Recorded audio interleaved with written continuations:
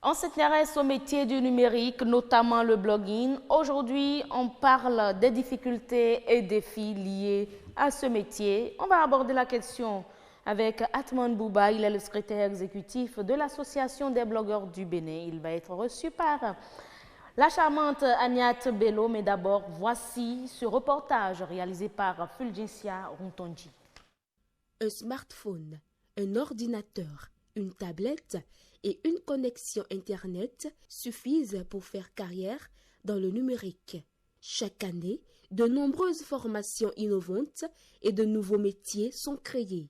Ce domaine est devenu un véritable vecteur d'emploi.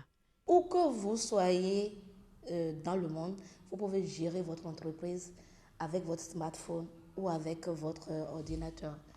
C'est possible aujourd'hui que vous puissiez vivre de votre passion tout en étant assis dans votre fauteuil ou sur votre lit.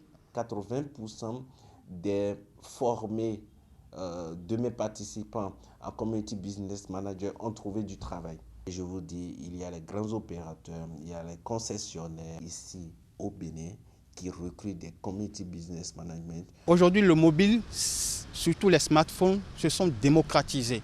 Donc, il faut leur proposer aujourd'hui des services qui puissent leur faciliter la vie, qui puissent les aider dans leur business, dans leurs activités quotidiennes.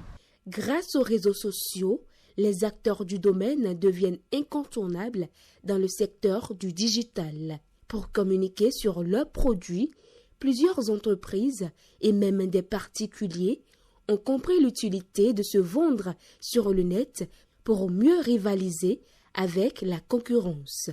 En réalité, on fait de la veille technologique au niveau du Community Business Management. On peut savoir vendre le candidat, on peut savoir réellement hausser le niveau d'un produit pour pouvoir devenir un produit de marque, un produit excellent.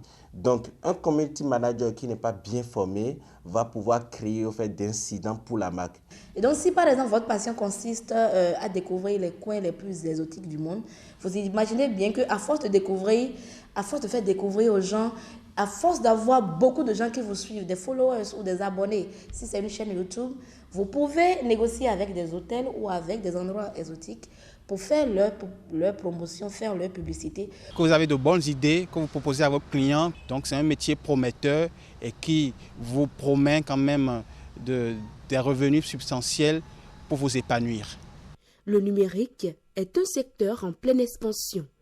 La création de nouvelles solutions et applications participe à la révolution du secteur. Innover dans ce domaine serait un atout majeur pour se faire un nom et devenir une personne de référence les années à venir.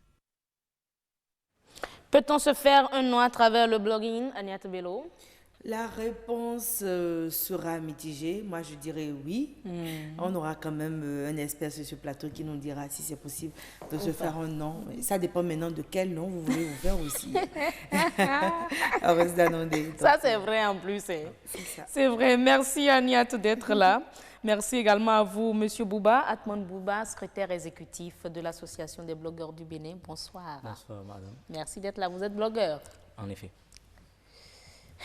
Et très, très speed en plus. Pour vous montrer, hein, quand on est blogueur, on l'est jusqu'au bout des doigts. Franchement. Ah oui. Alors, Agnat, entre difficultés et défis, le blogging et les TIC, on en parle. Voilà, dans le reportage, cela a été dit, hein, c'est un métier qui n'est pas très ancien, il est, que dis-je, nouveau. Et donc, cela a ses particularités, ses difficultés qui lui sont propres et de nombreux défis à relever, puisque le métier en est encore à ses débuts, à ses balbutiements. Nous recevons pour en parler sur ce plateau Atman Bouba, il est secrétaire exécutif justement de l'Association des blogueurs du Bénin. Merci d'être avec nous sur ce plateau. Ma première question à votre endroit, c'est déjà de savoir comment est-ce que vous définirez le blogging? Alors moi, pour définir le blogging, je dis d'abord que c'est un domaine d'activité qui consiste en fait à entretenir, à disposer d'abord d'un blog et à l'entretenir à travers des contenus suite à une animation. D'accord, vous nous direz aussi, puisque dans le reportage, on a vu qu'il y a des blogueurs, il y a des vlogueurs, il y a des particularités. Parlez-nous un peu de ces différentes formes de blogging. En effet, bon, comme vous l'avez dit, il y a le blogueur, il y a le vlogueur. Le vlogueur, c'est beaucoup plus celui qui... Le vlogueur ou le vlogueur? Vlogueur. Vlog, là, franchement, c'est... Mais souvent, pour la Vlogueur, relation, c'est plus esthétique. Justement, je vois qu'il y a des personnes qui disent plutôt vlogueur, d'autres qui disent vlogueur, ou les deux se disent. Bon, je dirais que pour la prononciation, ça dépend de chacun, il va de soi. D'accord, Mais d'accord. bon, un peu comme les thèmes anglais, Oui. chacun le prononce comme il le peut. L'essentiel, c'est de se faire comprendre d'abord. Tout simplement, Tout simplement. L'essentiel, c'est de se faire comprendre et pouvoir faire passer le message. le message. D'accord. Est-ce la seule différence?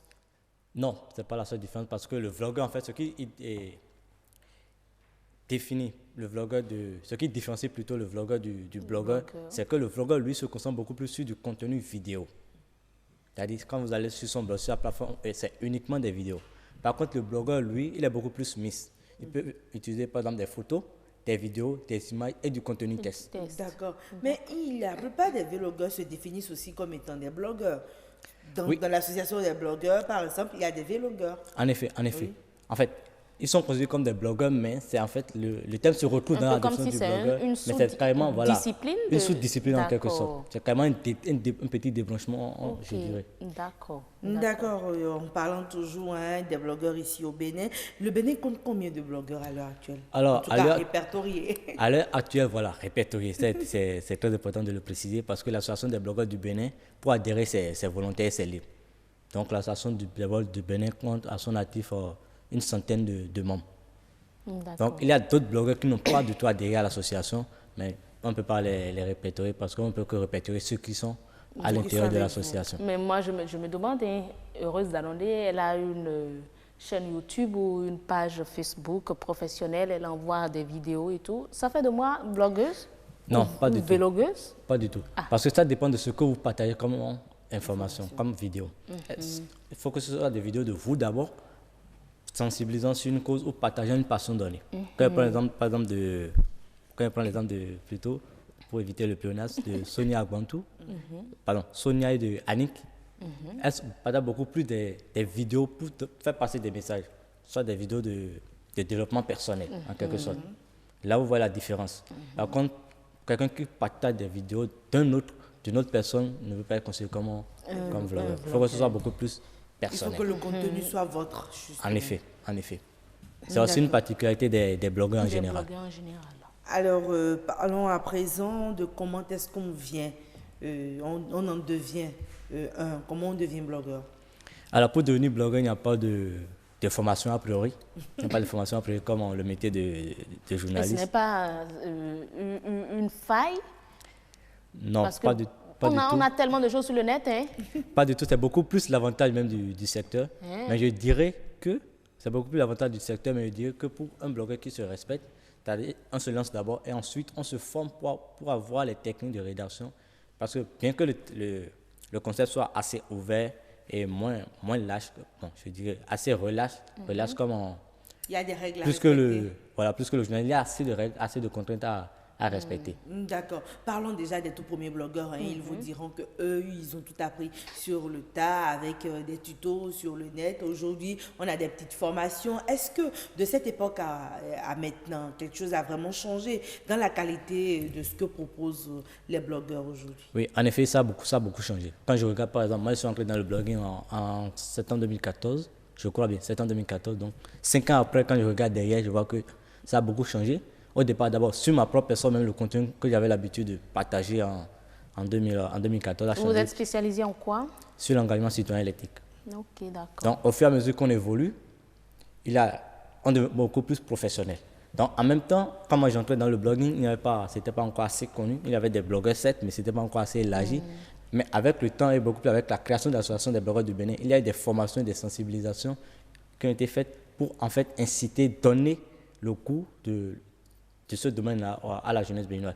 Et aujourd'hui, on assiste à une pléthore de blogs au Bénin. D'accord, il faut quand même dire que l'OATB aussi est dans la même dynamique puisque nous avons été formés aujourd'hui au métier de blogging. Donc, parmi les journalistes de l'OATB, il y en a beaucoup qui peuvent Et vous nous devez une séance de restitution. Ne vous inquiétez pas, Rose, la restitution, elle arrive. Donc, justement, lors de cette formation, on s'est rendu compte que ce qui importe aussi pour le blogueur, c'est le référencement. Et ça, tout le monde ne maîtrise pas. Oui, en effet, le référencement, c'est une technique qui consiste Je prends l'exemple simple, quand vous allez sur Google ou sur le moteur de recherche, que vous tapez une recherche, la manière dont les résultats s'affichent, vous verrez souvent c'est premier résultat, deuxième résultat, ainsi de suite. Donc c'est ce ordre-là qu'on appelle le référencement. Les techniques pour que les résultats s'affichent en première position. Plus votre résultat s'affiche en première position, plus votre plateforme est référencée. D'accord. Donc, c'est ça selon des scores de référencement. Et ce sont des techniques sur lesquelles il faut travailler avec les mots-clés, les métadescriptions, etc. Bon, à travers peut-être vos propos, moi, je peux déjà dire que c'est un métier qui paraît accessible, facile, mais qui ne l'est pas vraiment. Qui ne l'est pas vraiment, qui a des contraintes. Mais quels sont aujourd'hui les défis que vous pouvez relever? Les défis urgents surtout. Urgents surtout, que vous devez relever déjà en tant qu'association. Les défis urgents, c'est d'abord d'encadrer le domaine d'activité là, et de toujours continuer à faire connaître le blogging au Béninois. C'est vrai que sous d'autres cieux, le blogging est quand même un métier, mais au Bénin, ce n'est pas encore le cas. C'est vrai que ça, on évolue vers, mais ce n'est pas encore le cas. Parce qu'on n'a pas encore des blogueurs qui vivent uniquement que de leur plateforme. Par contre, ailleurs, il y a par exemple au Nigeria, Ikeji, la blogueuse Ikeji, qui vit carrément de son blog. De ça. Elle vit uniquement de ça. Une millionnaire, elle est très exactement, riche d'ailleurs. Exactement, Linda Ikeji. Ça tombe sur la dernière question que j'avais pour vous. Les blogueurs nous ont confié qu'avant, c'était très difficile de vivre du blogging. Ce n'était qu'une passion. Donc, il fallait avoir un métier et avoir à gérer sa passion. Mais aujourd'hui, on a des personnes qui ne se consacrent qu'à ça. Donc, d'une façon ou d'une autre, c'est devenu beaucoup plus rentable. Est-ce que vous confirmez? Oui, je dirais que c'est devenu beaucoup plus rentable. Mais comme je l'ai dit tout à l'heure, on évolue vers mais ça. Bon, vous n'avez pas changé, hein. Je vous connais depuis quelques temps, mais bon, c'est un peu comme Heureuse, quoi, toujours. Sans graisse, quoi. On ne dirait pas que c'est rentable ça, le métier. Bon, c'est pas ça qu'on évalue aussi la rentabilité. N'est-ce pas?